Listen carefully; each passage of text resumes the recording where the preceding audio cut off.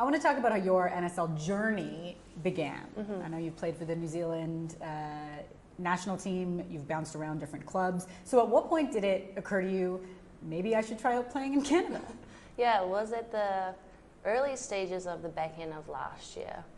So I had finished up in Glasgow and then had gone to the Olympics for the Summer Games. And then, yeah, post there, really, I was not contracted to Glasgow anymore. I'd kind of, wanted a new challenge. And yeah, the agent just kind of came in with the idea. And I hadn't really thought too much about it because I'd been in Europe most of my career. But the opportunity was pretty exciting from the get-go.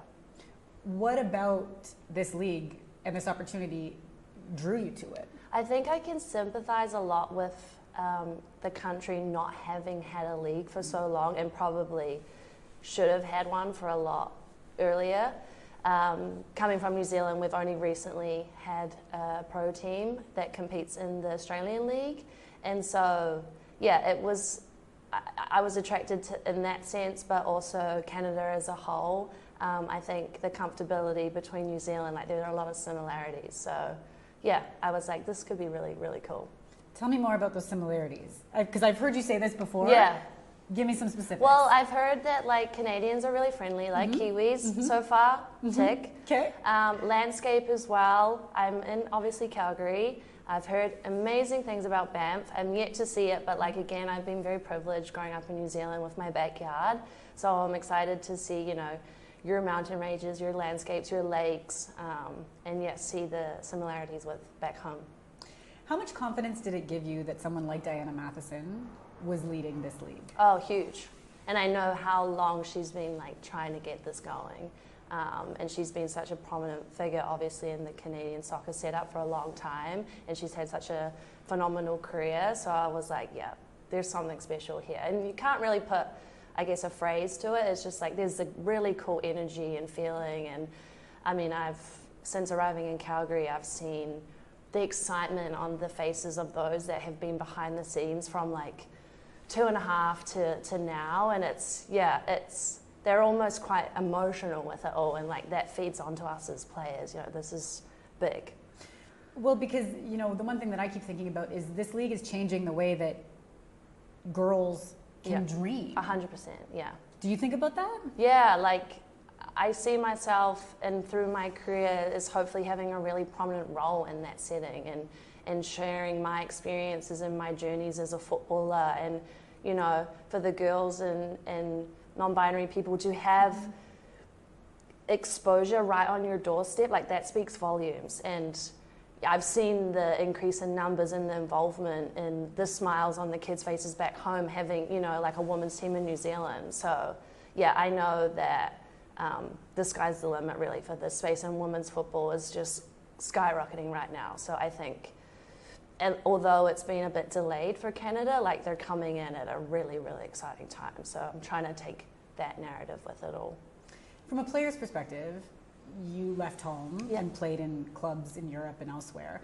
Why is it so important that players have the choice to stay and play at home? Yeah, I mean, for me, like you said, I didn't. And it was all I ever knew, that I was like, I have to leave home. And when I was young, I've always been quite a homebody, so it was a huge adjustment to like go from New Zealand to Europe and being so far away from home, and with the time difference and everything, you have to grow through that, and it's almost a sink or swim kind of moment. So I think, especially for the progression and the development of player pathways, having like a stepping stone for young players to look like, I can do this on my home soil initially, and then if I want to go overseas and explore, like that's the beauty of the game, you get that opportunity as well. But to have it, in your backyard, that it speaks volumes, and it's only going to help the game grow here and keep, I guess, players more involved for longer. Because I mean, your population is a lot larger than mine, and I know there's more, involved in the game here. So maybe it will hopefully also keep them involved in it longer if they choose to and want to.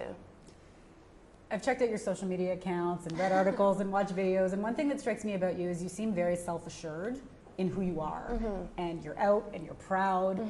When you're thinking about where you want to play and work, do you give thought to choosing somewhere that allows you to be you? Yeah, 100%. And I think it's certainly taken me time to get to this point. It's not been an easy journey.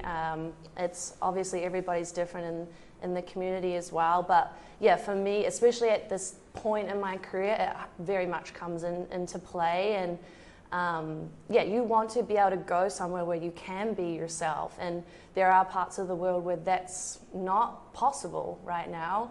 And yeah, for me, it was certainly like another tick to the long list of why I came here. Let's talk about the on-pitch stuff. Okay. Give us a little sneak peek, now that you've been training with your teammates, Yeah. into what fans can expect from your team in Calgary. The team personality, the team playing style. Yeah.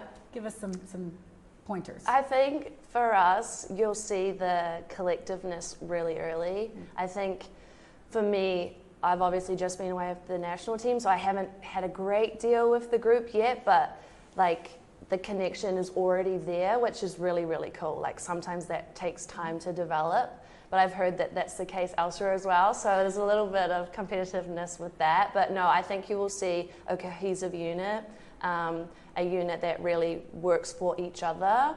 And yeah, I'm not going to let you in too much. Okay. That's all I'm going to get for now.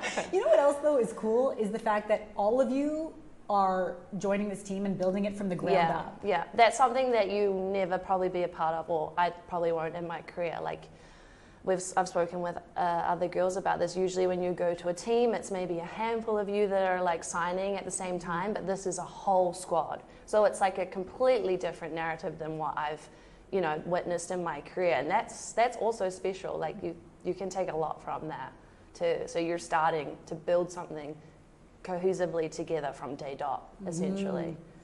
When you think ahead to that first game, I know you're not super familiar with Canada yet, but BC Place is big. No, I've heard it's big, yeah. What do you think that will feel like? Or what are you looking forward to? I'm looking forward to the feeling I get.